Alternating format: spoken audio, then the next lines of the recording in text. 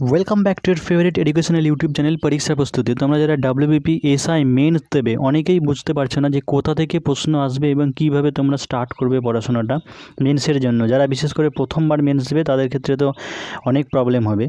তো সেই জন্য আজকে তোমাদের জন্য একটা মক টেস্ট, একদম 200 মার্কসের কোশ্চেন কেমন হতে পারে, কোশ্চেন প্যাটার্ন তোমাদের সামনে আলোচনা করব এবং সেগুলোর কিছুটা যতটা পারি তোমাদেরকে উত্তর সলভ করে দেওয়ার চেষ্টা করব। তো দেখো, প্রথমেই যেটা থাকে যে হিস্ট্রি পোর্শন থেকে, হিস্ট্রি পোর্শনে তোমাদের শুধু স্বাধীনতা ভারতের যে ইন্ডিয়ান ফ্রিডম স্ট্রাগল সেটা করলেই হবে, আর অন্য পুরনো এনসিয়েন্ট ইন্ডিয়া করার দরকার নেই। তো তোমাদের তাও যেগুলো জেনারেল স্টাডি তোমাদের ভাস্ট সিলেবাস, যে কোনো পোর্শন থেকে আসতে পারে, কিন্তু তবুও ভারতের স্বাধীনতা সংগ্রামের যেগুলো হাইলাইটেড পয়েন্ট সেইগুলোই করবে, সেখান থেকে আসবে। কতবার তো আসেনি, কিন্তু এবার আসার সম্ভাবনা রয়েছে। তো সেই জন্য দেখো, প্রথমে একটা এই কোশ্চেনটা রেখেছি যে ইম্পর্টেন্ট মনে হয়েছে এবার, যে ভারতের স্বাধীনতা সংগ্রামের ইতিহাসে মহাত্মা গান্ধীর অহিংস সত্যাগ্রহ নীতি ও আদর্শের গুরুত্ব লেখো। বর্তমানে তার এই আদর্শ ও নীতির কতটা গুরুত্ব রয়েছে। অর্থাৎ এই রকম ধরনের প্রশ্ন কিন্তু ডাব্লিউবিপি এসআই মেন্স কিন্তু একদম সোজা সাপটে কিন্তু প্রশ্ন কিন্তু দেয় না, একটু কিন্তু ঘুরিয়েও দেয়। আর তোমরা জানো যে মেন্স যে এক্সামটা হবে তোমাদের 11টা থেকে শুরু হবে। তো 11টা থেকে 1টা পর্যন্ত যেটা যে পেপারটা থাকবে সেটা হচ্ছে জেনারেল স্টাডি, ম্যাথ আর রিজনিং। প্রথমে তোমাদের পার্ট এতে থাকবে কিন্তু জেনারেল স্টাডি। এখানে 7টা কোশ্চেন দিয়ে দেওয়া থাকবে এবং 5টা করতে হবে। প্রত্যেকটা প্রশ্নের মান কিন্তু 10 করে, 5 10 50 রয়েছে। তো এই রকম ধরনের আসতে পারে। এর সঙ্গে আরও ইম্পর্ট্যান্ট যেগুলো আছে তোমার ভারত ছাড়ো আন্দোলন, অসহযোগ আন্দোলন, তারপরে যে ভারতের জাতীয় কংগ্রেস, মহাবিদ্রোহ, এগুলো ইম্পর্ট্যান্ট আছে, এগুলো একটু দেখে নিও তোমরা। তারপরে তোমার ভারত সভা, নৌ বিদ্রোহ, তারপরে ক্রিপস মিশন, এইগুলো যেগুলো হাইলাইটেড পয়েন্ট শুধু সেইগুলোই করতে হবে।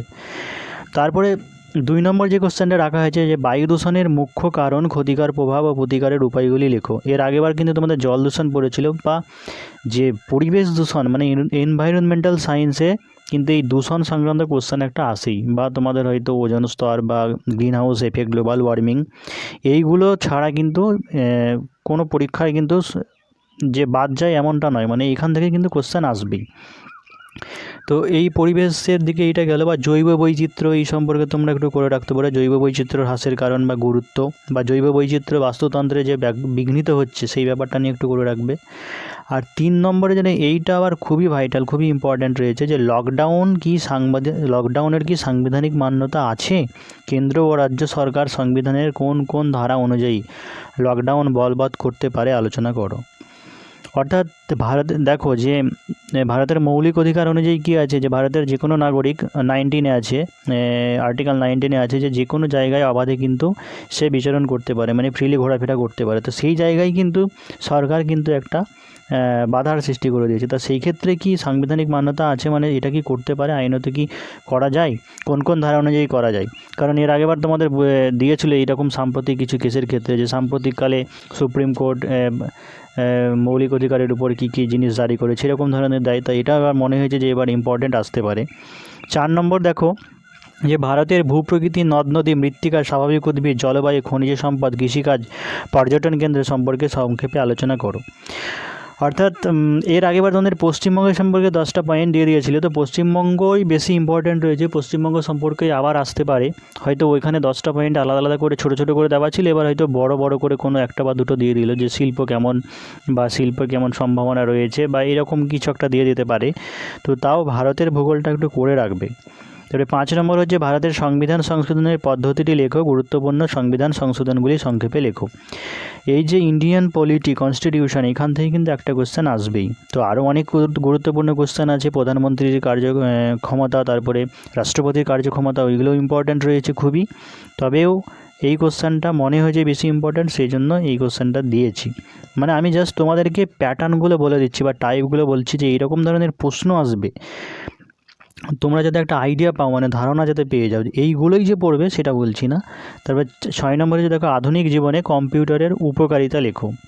তো একটা মিসলেনিয়াস টাইপের যে কোনো থাকতে পারে, বা হু, তারপরে IMF বা UNICEF, UNO, united nation organisation, এইসব সম্পর্কে কিন্তু দিতে পারে।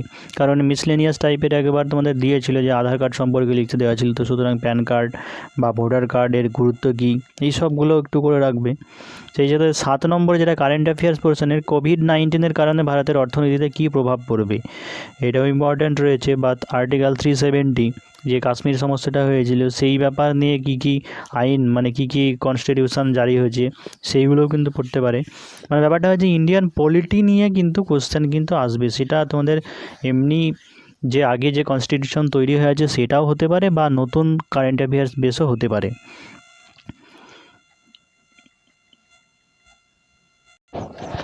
তাহলে তোমাদের যে কোশ্চেনগুলো ছিল একটা যে বায়ু দূষণের কারণ ক্ষতিকর প্রভাব এরকম একটা ছিল, তো ওইটুকু যে টাইম থাকে সেই টাইমের মধ্যে কতটুকু তোমরা লিখতে পারবে, অনেক ভালোভাবে তো লেখা যায় কিন্তু ওই টাইমের মধ্যে কতটুকু লিখতে পারা যাবে, তো সেইটা আমি একটু উত্তর সহ তোমাদের যেমন ওই কোশ্চেনটা বলে দেওয়ার চেষ্টা করছি। তো এটা প্রথমে বায়ু দূষণ ছিল, তো বায়ু দূষণ জিনিসটা কি একটু প্রথমে আগে 1-2 লাইনের মধ্যে বলে দেওয়ার চেষ্টা করবে যে বিভিন্ন প্রাকৃতিক কারণে বা মনুষ্য সৃষ্টির কারণে উদ্ভূত কঠিন বর্জ্য পদার্থ বা অপ্রয়োজনীয় বস্তু বায়ুতে মিশে যদি বায়ুর ঘনত্ব স্বাভাবিক অনুপাতের কম বা বেশি হয় তাহলে ওই বায়ুকে দূষিত বায়ু বলা হয় এবং এই পদ্ধতিকে বায়ু দূষণ বলে। এবারে ছিল কারণগুলি কী ও ক্ষতিকর প্রভাব। তাহলে বায়ু দূষণের কারণ কি? যানবাহনের পরিত্যক্ত ধোঁয়া বায়ু দূষণের জন্য 60% দায়ী। এতে প্রচুর পরিমাণে CO2, carbon monoxide, nitrogen dioxide থাকে। তবে 2 নম্বর হচ্ছে কলকারখানার কয়লা ও খনিজ তেল দহনে প্রচুর পরিমাণে বায়ু দূষিত হয়ে ধোঁয়ার সৃষ্টি করে। 3 নম্বর হচ্ছে কীট পতঙ্গের দমনের জন্য ব্যবহৃত কীটনাশক DDT, BSC মারাত্মক বায়ু দূষণ ঘটায়। তবে 4 নম্বর হচ্ছে পচনশীল উদ্ভিদ থেকে সৃষ্ট মিথেন, দাবানল সৃষ্ট কার্বন মনোক্সাইড বায়ু দূষণ ঘটায়। এছাড়া আগ্নেয়গিরির অগ্নুৎপাত, মহাজাগতিক রশ্মি, উল্কা ধূমকেতু থেকে অ্যারোসোল বায়ু দূষণ ঘটায়। যেহেতু খুব সময় খুবই অল্প, তো এই সময়ের মধ্যে এর থেকে আর বেশি পয়েন্ট লেখা যায় না। এবার হচ্ছে ক্ষতিকর প্রভাব। বায়ু দূষণের ফলে ওজোন স্তরে বিনষ্ট হচ্ছে, ফলে ভূপৃষ্ঠ অতিবেগুনি রশ্মির প্রভাব পড়ছে যা ত্বকের ক্যান্সারের কারণ। তারপরে কি, যে দূষিত বায়ু গ্রহণ করলে মাথা ধরা, নিউমোনিয়া, ব্রঙ্কাইটিস, ফুসফুসের প্রদাহ, চোখ জ্বালা করে, গ্রিনহাউস গ্যাসের পরিমাণ বাড়ায়, গ্লোবাল ওয়ার্মিংয়ে দেখা দিচ্ছে। আর এই পয়েন্টটা একটু ভালো করে লেখা যেত, একটু বলা যেত যে গ্রিনহাউস এফেক্টের ফলে তাপমাত্রা বাড়ছে এবং গ্লোবাল ওয়ার্মিংও বাড়ছে, বা এইটুকু লিখলে কোনো অসুবিধা হবে না। প্রতিকারের উপায়, যে কলকারখানায় দেখো এখানে 3টে পয়েন্ট ছিল, তো 3টে পয়েন্টে আমরা যদি 3-3.5 করে ধরে নিই তাহলে এইটুকু লেখা যথেষ্টই আছে, ঠিকই আছে।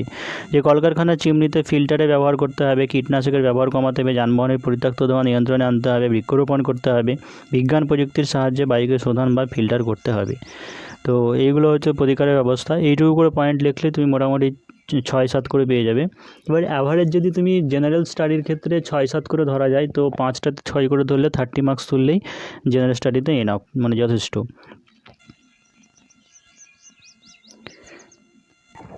তোমাদের জেনারেল স্টাডি একটা কোশ্চেন উত্তর দেখালাম, বাকিগুলোর যদি তুমি আনসার যদি নিতে চাও তাহলে এই নম্বরে তোমরা কন্ট্যাক্ট করতে পারো, বা পরীক্ষা প্রস্তুতির যে হোয়াটসঅ্যাপ প্রিমিয়াম গ্রুপ আছে সেখানে তোমরা জয়েন হয়ে যেতে পারো। তাহলে সেখানে সমস্ত কিছু নোটস পেয়ে যাবে এবং সেই সাথে daily practice set mock test চলে এবং আনসার পেপার চেকিংয়ের ব্যবস্থা রয়েছে। আর ফুল মক টেস্ট যেটা দেখাচ্ছি এরকম মক টেস্ট তোমরা অনেক পেয়ে যাবে এবং সেগুলো আনসার করে চেকিংও করে নিতে পারবে। তো তোমরা যদি ইচ্ছুক থাকো তাহলে এই নম্বরে তোমরা হোয়াটসঅ্যাপে কন্ট্যাক্ট করতে পারো। এবারে চলে যাচ্ছি পার্ট বিতে, যেটা তোমাদের থাকবে দেখো ম্যাথ আর রিজনিং থাকবে পার্ট বিতে, 25-25 50 থাকবে। তো এই ক্ষেত্রে কিন্তু 6টা ম্যাথামেটিক্স থেকে তোমাদের 5টা করতে হয়। তো প্রথম অঙ্ক দেখো লেখা আছে যে কলমের প্রতি ডজন, কলমের মূল্য প্রতি ডজনে 6 টাকা কমলে 30 টাকায় আরও 3টি বেশি কলম পাওয়া যায়, কমার পূর্বে প্রতি ডজন কলমের মূল্য নির্ণয় করো। একটা হলো। 2 নম্বর হচ্ছে বার্ষিক 10% হারে কিছু টাকা 3 বছরে চক্রবৃদ্ধি সুদ ও সরল সুদের অন্তর 930 টাকা হলে ওই টাকার পরিমাণ কত হবে। অর্থাৎ কম্পাউন্ড ইন্টারেস্ট আর সিম্পল ইন্টারেস্টের থেকে কম্পাউন্ড ইন্টারেস্ট থেকে কিন্তু বেশি কোশ্চেন আসে, বা মিক্সার করে কিন্তু দিতে পারে, তাই ওইটা একটু ভালো করে করতে হবে এই চ্যাপ্টারটা। তারপরে 2-3 নম্বর একটু তোমরা পজ করে দেখে নাও, আমি পড়ছি না। তারপরে 4 নম্বর একটি পুস্তক উৎপাদন ব্যয়ের উপর 30% দাম, তোমরা অঙ্কগুলো একটু দেখে নাও। এই অঙ্কগুলো তোমরা নিজে করার চেষ্টা করো, বা যদি উত্তরও যদি নিতে চাও তাহলে তোমরা কমেন্ট বক্সে জানাতে পারো বা এই নম্বরে কন্ট্যাক্ট করতে পারো। আর যেটা ব্যাপারটা হচ্ছে ম্যাথামেটিক্সের ক্ষেত্রে কিন্তু profit and loss and percentage, এইটা কিন্তু খুব ইম্পর্টেন্ট। পার্সেন্টেজ থেকে কিন্তু 2 থেকে 3টা কোশ্চেন চলে আসে, পার্সেন্টেজ বা প্রফিট অ্যান্ড লস থেকে, কারণ এটা একটা ভাস্ট মানে বিশাল বড় চ্যাপ্টার। আর ওইদিকে তোমার কম্পাউন্ড ইন্টারেস্ট। আর লাস্টে যেটা 6 নম্বর রাখা হয়েছে দেখো যে এটা হচ্ছে সিম্পল ইন্টারেস্টের অঙ্ক। তারপরে 7 নম্বর একটা অঙ্ক বেশি দিয়েছি এখানে, 7 নম্বর অঙ্ক এটা আছে তোমার টাইম অ্যান্ড ডিস্টেন্স থেকে। তো এইগুলো চ্যাপ্টার কিন্তু করলেই হবে, টাইম অ্যান্ড ডিস্টেন্স বা টাইম অ্যান্ড ওয়ার্ক, তারপরে হচ্ছে simple interest, compound interest, percentage, profit and loss, আর হচ্ছে অ্যালিগেশন, এইগুলো যদি করো মিশ্রণ, যদি এই কটা চ্যাপ্টার করলে কিন্তু এখান থেকে ম্যাথ পেয়ে যাবে, এবার টাইপটা আলাদা থাকবে। তারপর রিজনিংয়ের পার্টটা দেখো, আর অঙ্কটা কীভাবে করবে তোমাদের একটা অঙ্ক আমি করে দেখাচ্ছি যে এইভাবে তোমরা সলভ করবে। তোমরা যদি অঙ্কটা যদি ভুলে যাও তো পিছনে গিয়ে তোমরা আগে অঙ্কটা একবার দেখে নিতে পারো। তো এরকম অঙ্ক ছিল যে কলমের মূল্য প্রতিজনে যদি কমে তাহলে এরকম একটা টাইপের অঙ্ক ছিল। আমি শুধু জাস্ট তোমাদেরকে টাইপটা দেখাচ্ছি কীভাবে লিখবে।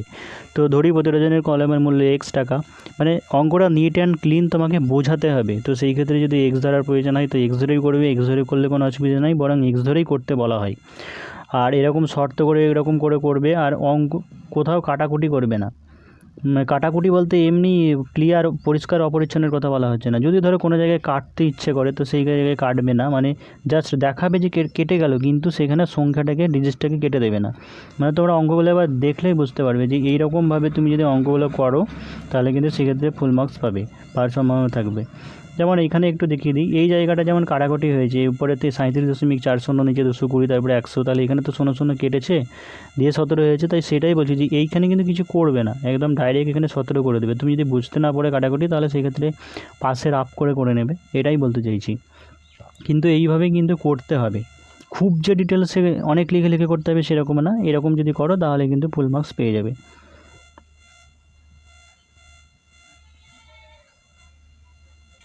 এবার রিজনিং পোর্শনে চলে এসো। দেখো রিজনিং পোর্শনে এরকম কোশ্চেন থাকে যে প্লাস মানে বিভক্ত, মাইনাস মানে গণিত, তারপরে গণিত মানে প্লাস, এরকমভাবে হলে পরে এইটা কি মান থাকে।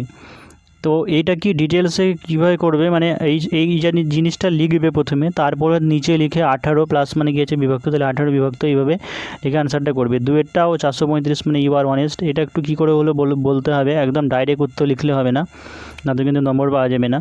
এটা কীভাবে সম্ভব একটু ব্যাখ্যা করতে হবে। এরকম ধরনের তোমাদের কোয়েশ্চেন আসবে 10টা। আর কিছু সিচুয়েশনাল রিজনিং, সেটা 2টো আসে বা কোনো বার এর আগেবার যেমন একটা 3টে এসেছিলো 3×15, তো এই বা পাজেল টাইপেরও দিতে পারে। তো সব কিছু মিশিয়েই থাকবে। যেমন একটা কোশ্চেন রাখা হয়েছে দেখো সিচুয়েশনাল বেসডে, যে গ্র্যাজুয়েশনের পর আপনি পুলিশ হতে চান, কিন্তু অন্যদিকে আপনার বাবা চান যে আপনি আইন মানে LLB নিয়ে পড়ুন, এই মতো অবস্থায় আপনি কোনটি করবেন। 1 নম্বর হচ্ছে পিতামাতা যা বলবে তাদের ইচ্ছে পূরণ করব, পুলিশ বা LLB কোনোটাই পড়বো না, অন্য কিছু নিয়ে পড়বো। তারপর 3 নম্বর হচ্ছে বাবার কথা অমান্য করে পুলিশ হওয়ার জন্য প্রস্তুতি নেব। তারপর 4 নম্বর হচ্ছে বাবাকে বোঝাবো যে পুলিশের চাকরি মাসে নির্দিষ্ট বেতন পাবো, কিন্তু সরকারি উকিল না হয়ে আয়ের নির্দিষ্টতা নেই, যেমন কেস আসবে তেমনি পাবো। এরকম হতে পারে। বা তোমাদের পাজেল টাইপের দিতে পারে, যে একটি পরিবারের জনসদস্যের 2জন, এরকম একটা দিতে পারে, তোমরা একটু পজ করে দেখে নাও।